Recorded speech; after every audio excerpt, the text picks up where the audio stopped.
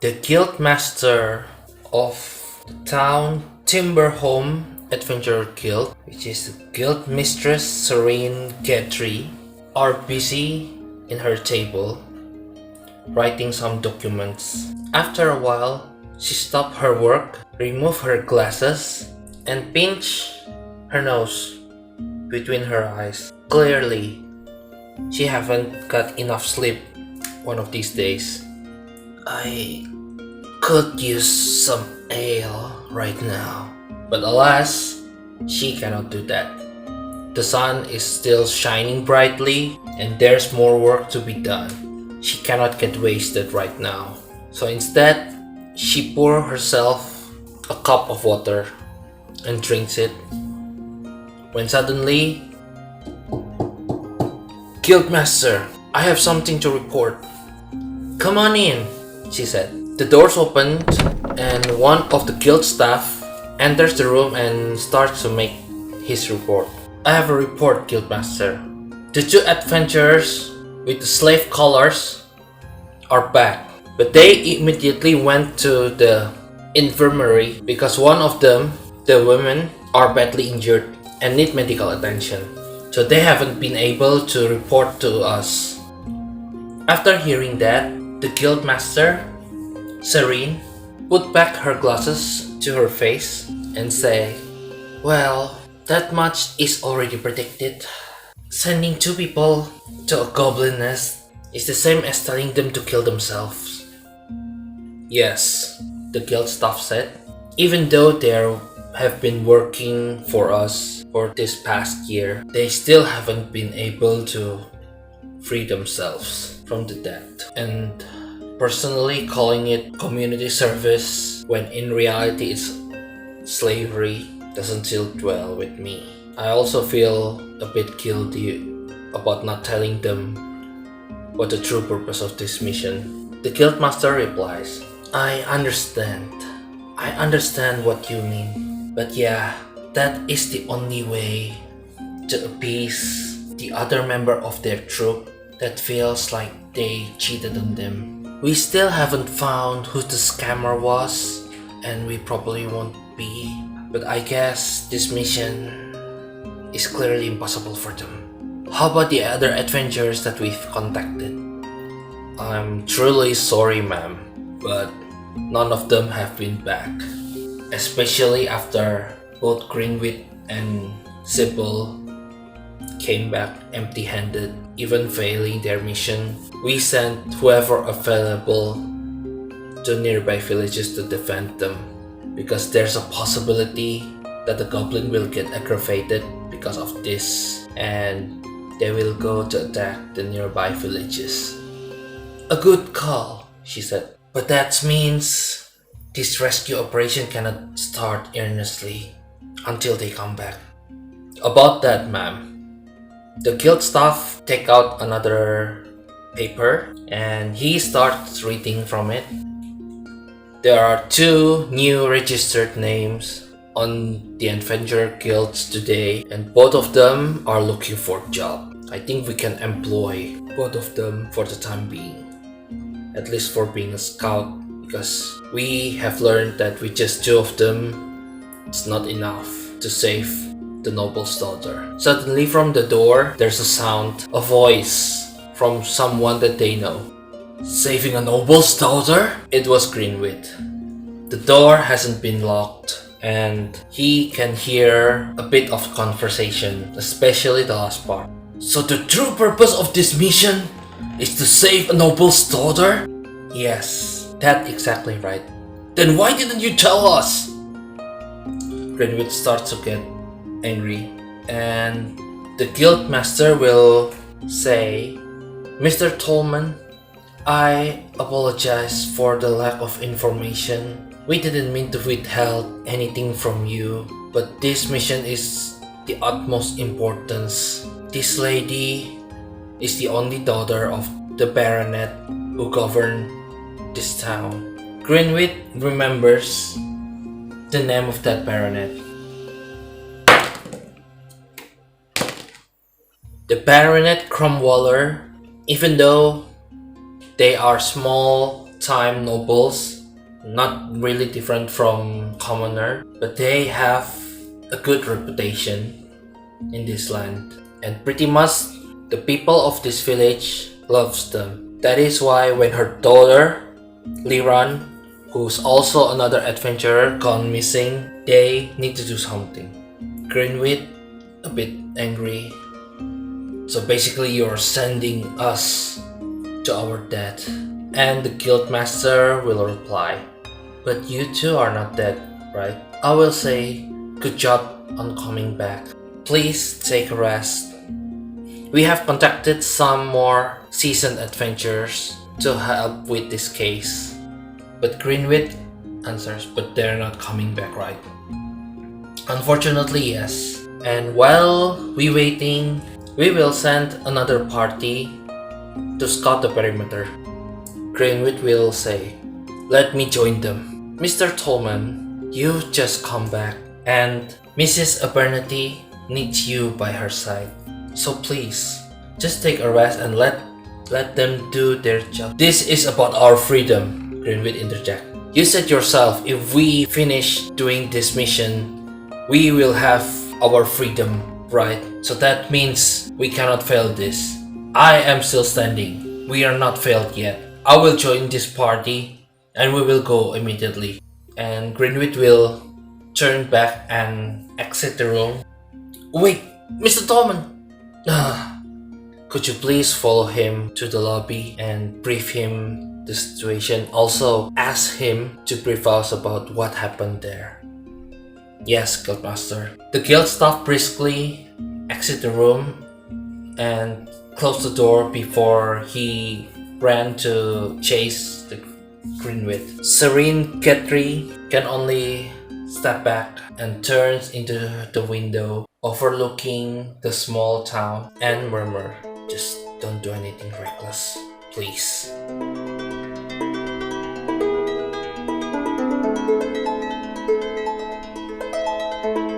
Kulo nuwuna pribadi, balik maning karonyonge SamAkechi Wong Jowo, your solitary dice roller in CAIRN. A little bit of recap. In the last episode, because of my rolling mistakes, Sybil is gravely injured and they have to retreat from the goblin nest back into the town, which I named Timberhome. They have to go back to Timberhome to treat Sybil. After what happened in the intro, I will introduce you to the new characters that we will play with right now.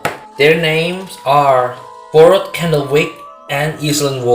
For those who knows, both of these characters are from my CAIRN playtest on the blog post that I will put the link in the corner. But I will treat them as someone from an entirely different universe. So they just have the same name, the same stats, equipments, and connection. I will not dive too deep into both of them or both of their backgrounds. Let's say they have settled their backgrounds for the time being and they are need to do some quests to get some money. So this time we will play as three characters, Grinwit, Boroth, and Yslen. Because Sybil has only 2 strength left and for her to recover, she needs to rest for at least a week. And I don't think they have any time. So the one who's still healthy,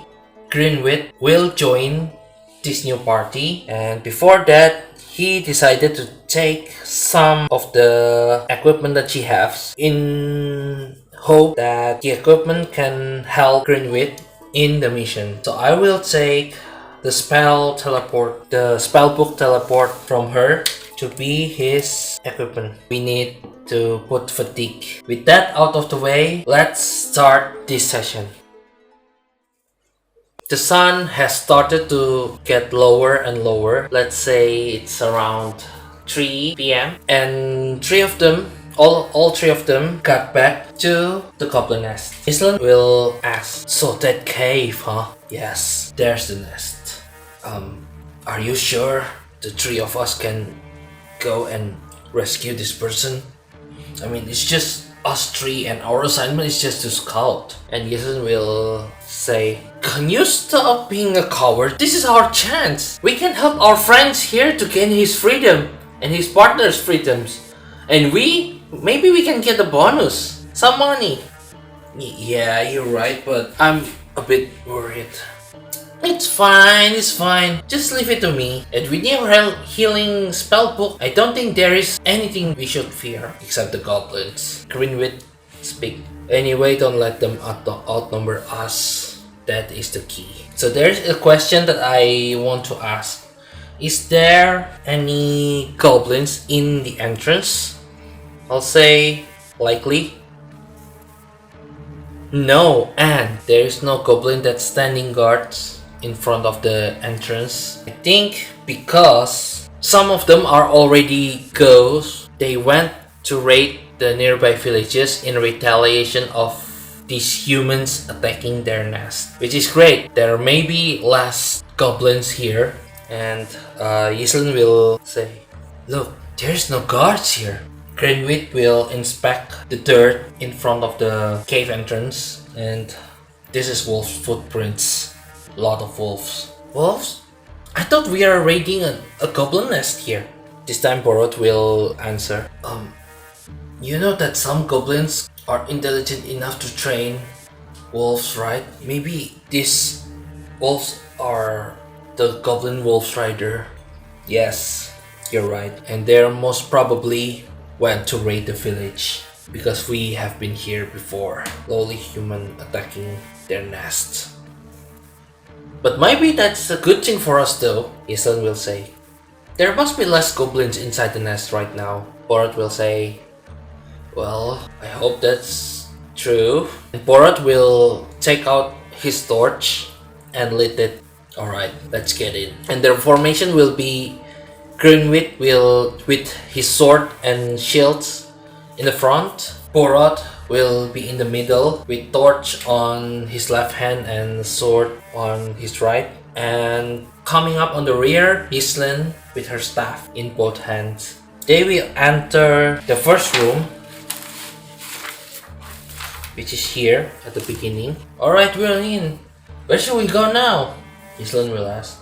Grinwit will straight ahead is a dead end, so we go that way. They will go to the second room with the corpses and remains of animals, and Boroth will react badly. Is that corpses? Well, sucks to be them, Yslen said. The Honorable Grinwit will say, don't desecrate the dead, just leave them. We'll give them proper burial later. And they will go to the north, the room with well in the ceiling, and we will ask again if there's any encounter or not. I'll say unlikely. No, there's no encounter. They will continue to the next room, the room when Sybil found some gold, and again I will ask the oracles if there's any encounter. I think this time is even. There's an encounter. So what's the encounter? Is it a good encounter or a bad encounter? Even, is it a good encounter?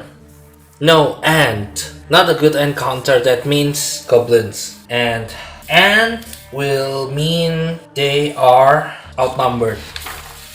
They walk into the last room stealthily and see that there's 4 goblins and a wolf standing by on the room, and all 3 will stop and ponder. Boroth will try to hide his torch so the goblins cannot see it. So what do we do? I think they will decide to go to another room first because yeah, 5 enemy is a big number. They don't want to risk it. So they will go back to the well room and go the other way. But before they go, I will make them roll for dexterity because they will need to stealthily retreat. So this will be dexterity save for all of them. The green one will be Grinwit, yellow one will be Boroth, and the blue one will be Yslen. Grinwit will succeed Boroth will fail, Yslen will succeed. Boroth will fail the deck save. That means Boroth took out his torch, his lit torch, too early, and one of the goblins noticed that, and he will inform the other goblins, and one of the goblins will get up and ride the wolves and start chasing. And when they heard about that, when they heard about the wolf footsteps and the growl, they will immediately turn back and ready themselves. What? They noticed us? How? And Yslen will shout, Boroth!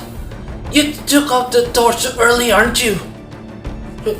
Wait, is it me? They will have to do another deck save to respond with this, because this is ambush, but they noticed it.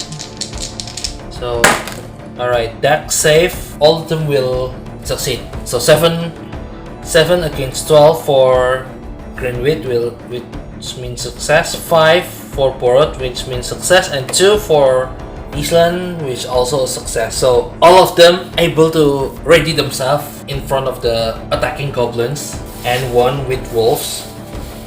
So I will treat them as Goblin A, Goblin B, Goblin C, and Goblin Wolf. Out of all of the enemies, the Wolf Rider will be in the front, and the Wolf will attack the player, but because the player win the initiative, they will immediately attack the Wolf. Grinwit with his swords, D8, Boroth also with his swords, another D8, and Yslen will use the staff, which is a D10. Alright, so for multi-attack, if multiple attackers attack the same enemies, roll all the damage die and take the highest as the damage to the enemy. So the highest number is 6. When the wolf runs and tries to bite the party, Grinwit managed to deflect the wolf with his shield towards Yslen direction, and she will swing the staff to hit the wolf. The wolf will take 6 damage, with reduce its hit protection to 0, but that's still not enough to make him roll for critical damage. So this time the wolf will retaliate and it will attack. I think after getting hit, the wolf will step back and try to move around, attacking the one with the torch, which is Boroth. He will use his bite, which is D8. Come on, dice. 5. Okay, there's 1 armor, minus HP, 4 damage, so he got 2 HP left. They have to rest after this. Meanwhile, the other 3 goblins have entered the room, and when Grinwit noticed this, he will stand and raise his shield to intercept them. And I think because their position is a bit far, they will throw stones with their slings to Grinwit. 4. Yeah, 4, 4, and 1. So 4. Grinwit will receive 4 damage, but he has 4 armor, so that means he managed to deflect all the stones, the projectiles, and he got no damage. So enter the next round. I think in this case, Boroth, after he got bitten, Yslen will run towards the wolf and shout at the same time, Boroth, you dumbass! Attack the wolf right now! You have the chance! And Boroth quickly recover from the shock, and he will also attack the wolf. So we will roll D8 and D6. Sorry, D10 to see which damage the higher. 8 damage. Wow, that means the wolf will take 8 damage straight to his strength, will bring it down to 4. The wolf have to roll for critical damage with his 4 strength, so 4 or under, and he fell. Yslen managed to hit the wolf again. The wolf will fall with blood pouring out from its mouth. The goblin on top of the wolf will thrown away far into the wall, and I think Yeah, the goblin will also suffer some hit. I think it's a d4. Let's see. 1 damage. So goblin D will take 1 damage, so it's 3. Meanwhile, Grinwit will stand his ground and look for opportunities to attack one of the goblins. He will roll for his sword damage. Let's see. 5. He strike one of the goblin, let's say goblin A, with 5 damage, which will reduce its hit protection to 0 and his strength to 7.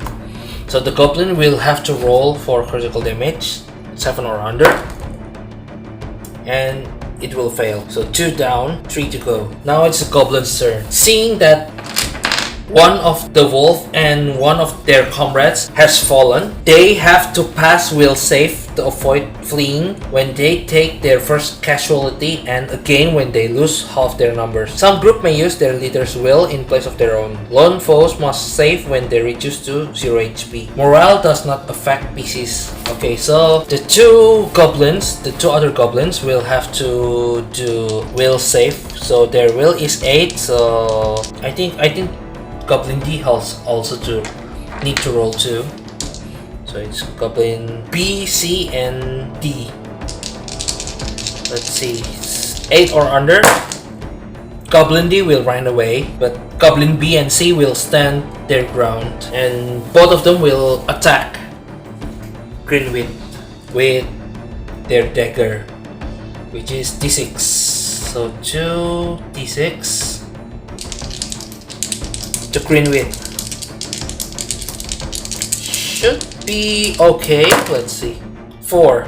Yeah, still cannot deal damage to Grinwit because of his armor and shield. I'll say that Grinwit skillfully deflected all the dagger's blow with his shield. The goblin will stagger, and now after they are outnumbered, I think the goblin will have to roll again for will save.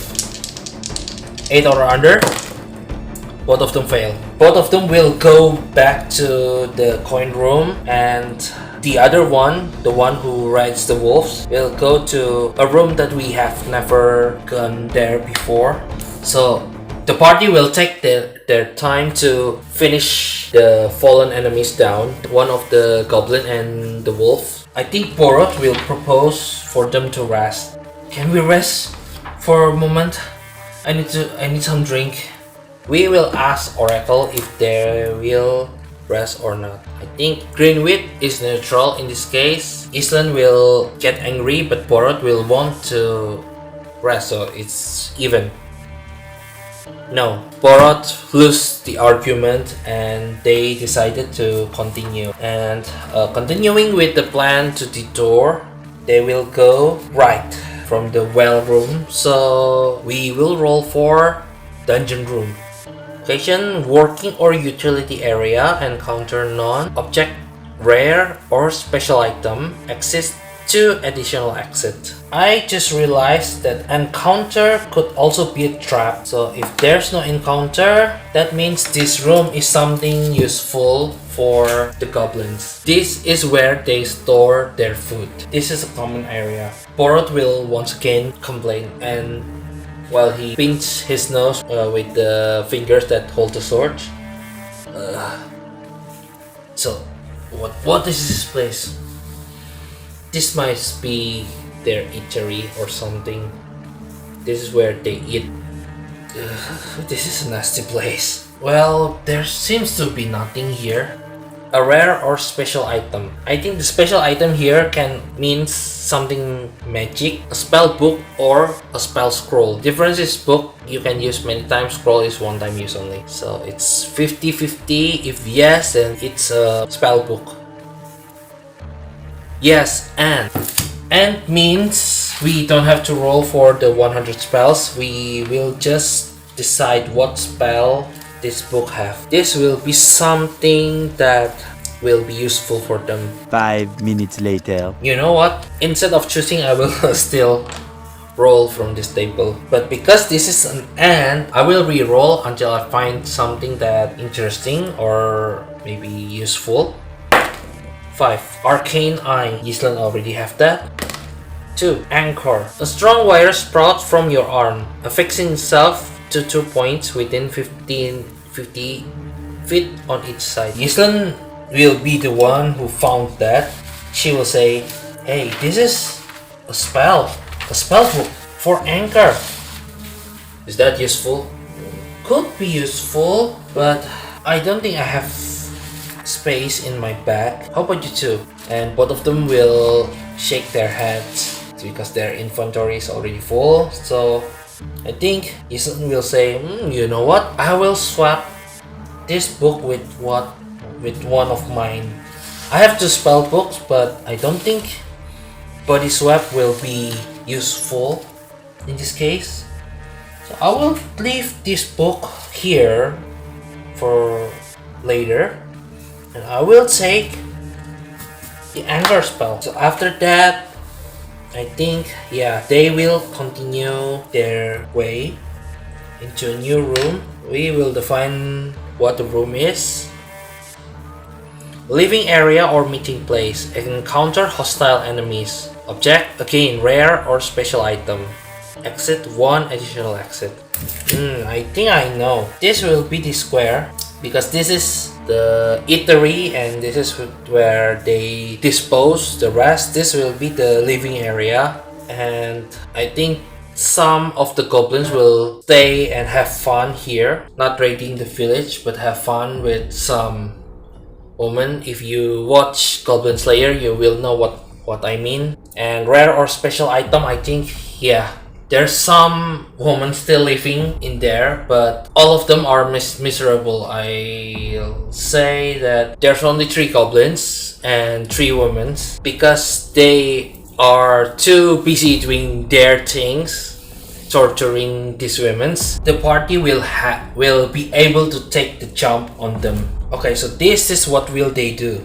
They are still in the eatery. Yslen will immediately use her spell, her anchor spell, which will give her a fatigue, and they managed to put string, barbed wire in the entrance. They also took out the torch, so there's no light, and Boroth will blow his whistle. All the 3 goblins stop with what they're doing immediately, and they pick all their weapons and see. They can see in the dark, like blind sight or dark vision.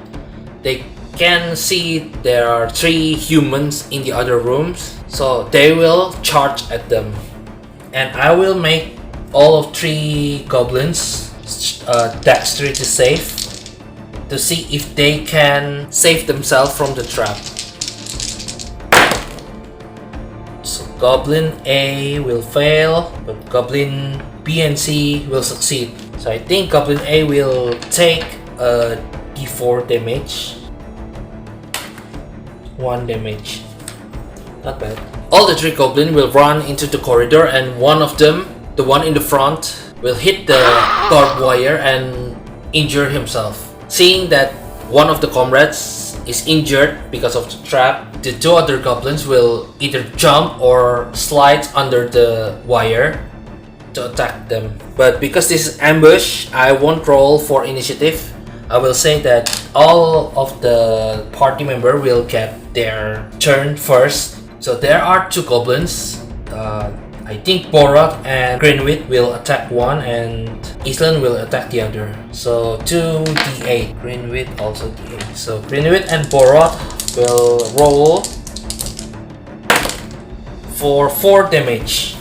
Goblin B will be reduced to 0. Goblin C will receive a d10 damage. 3 reduced to 1. Goblin B will have to roll for will save to see if he run away or not. 6 is under 8, so this goblin will not run away. So all the goblins will stay, and because Grinwit is in the front of Boroth, after the strike, Boroth will stand behind Grinwit, the one who with the shield and the brigandine armor. No, the plate armor. Goblin B and Goblin A will stand up and attack Grinwit together with Goblin B.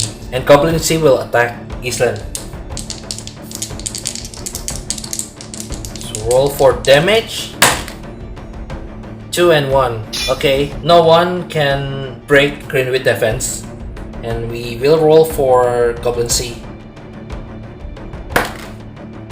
2. Because Yslen doesn't have any protection, the attack will reduce her hit protection to 4 with 2 damage. Her max is 6. With that, we will go back to the beginning. Round 2. Yslen will attack Goblin C, meanwhile Grinwit will attack Goblin A and Boroth will attack Goblin B. This time we'll not roll for the highest, but everyone roll for themselves.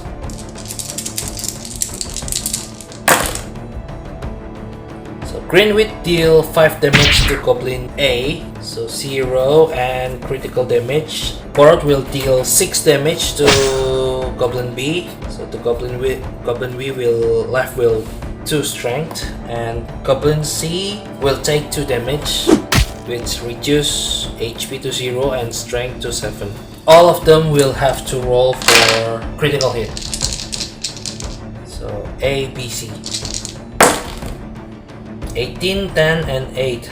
All of them fail. They are critical and the party will quickly deal killing blow to all of them. And after Yslen deactivate her magic, they will enter this room and check on the 3 women there. Oh, no, not 3. 2 women there. I don't think one of them is the daughter, but we will ask Oracle. Unlikely. No, yeah. Both women are women that kidnapped from the nearby village, and they are used to reproduce and for their amusement until the goblin got tired of them and eat them or kill them or something like that. Hey, are you two alright? Yeah. And I don't think they have strength left to answer, but I think one of them will say, We're saved. We're saved. Yes, but not yet. We are still inside the nest. We have to get out if you want to be safe. We need to get out. Alright, okay. And they will lead them outside to the entrance. And after they got to the entrance, Boroth will say, the goblins are out raiding some village nearby here. Maybe yours. But rest assured, the Adventurer Guild already know about this and sent some adventurers to defend your villages, so should be safe. But for now, look for somewhere to hide. Yes, sir, they said.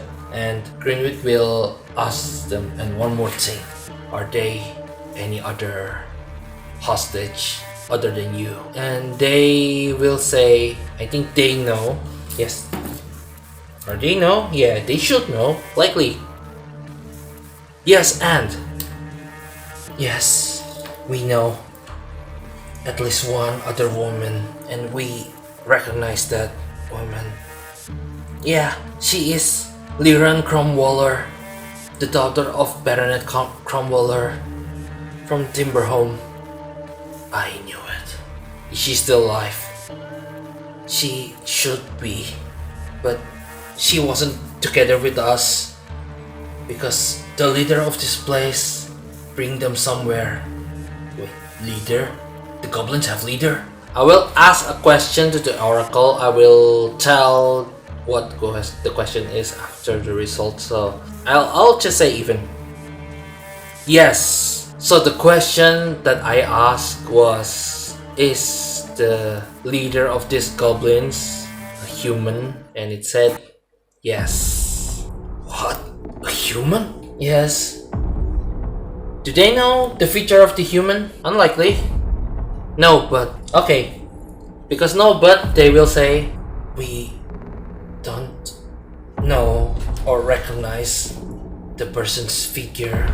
They wear a black robe with hood covering their face.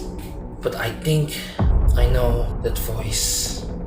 I know who he is. So, who was it who kidnapped the noble's daughter? We will find out in the next episode. Whew, that is a really fun episode. I mean, if you really understand how the rule works, then the battle is not as deadly as we think, which is a good thing. Damn, I want to continue, but it's already this late. I ran out of time. So thank you so much everyone for joining me in this adventure, and I will see you in the next solitary dice roll.